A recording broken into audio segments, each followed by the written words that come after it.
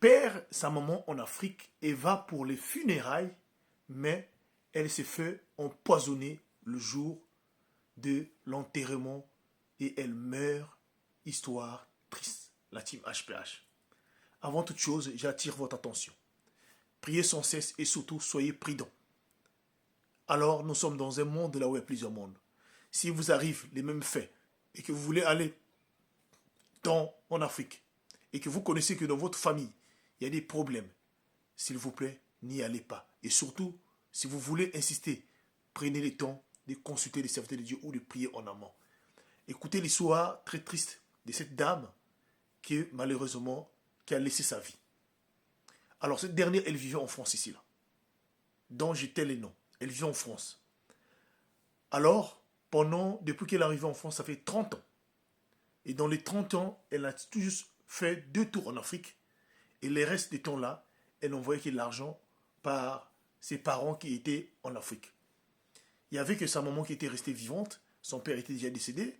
Il y a quelques frères qui étaient en Europe et certains d'autres étaient en Afrique. Au sein de sa famille, c'est vrai que depuis qu'elle était petite, il y avait des petites situations qui se passaient. Mais elle ne calculait pas cela. Voilà un jour où on appelle que sa maman venait de mourir par une crise cardiaque. Alors, il fallait l'enterrer. Donc, ses frères qui étaient en Afrique et ceux qui étaient ici là se sont concertés qui devait partir. Tous les autres frères ont refusé.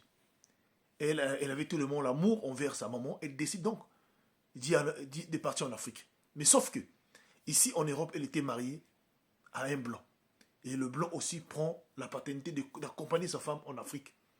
Et derrière, avant de partir, ils avaient 2 enfants. Ils vont s'arranger de prendre les enfants, de déposer les enfants auprès du frère de la dame. Et voilà comment la dame et son mari blanc décident d'aller en Afrique.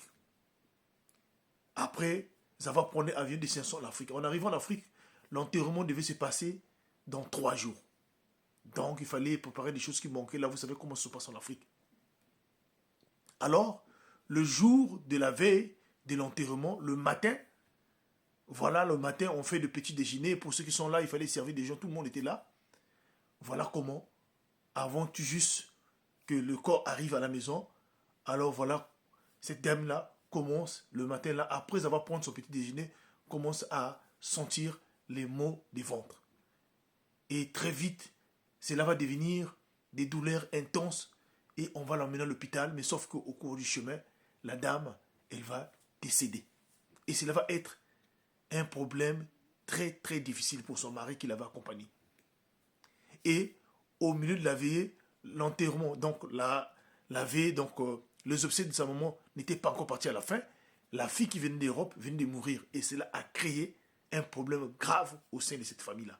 Les oncles, les tantes, tout le monde se sont levés pour ça. Ils disent non, ça ne peut pas se passer comme ça et nous ne pouvons pas le laisser cela. Son mari ne savait pas quoi faire. Donc son mari, et ils avaient fait le programme de repartir. Et voilà comment ce dernier-là va appeler quelques frères qui étaient restés en Europe ici là, mais ceux-là savaient et ils avaient même interdit à leur sœur de ne pas partir. Leur sœur en a fait, elle a insisté pour aller en Afrique. Et voilà comment elle est allée laisser sa vie.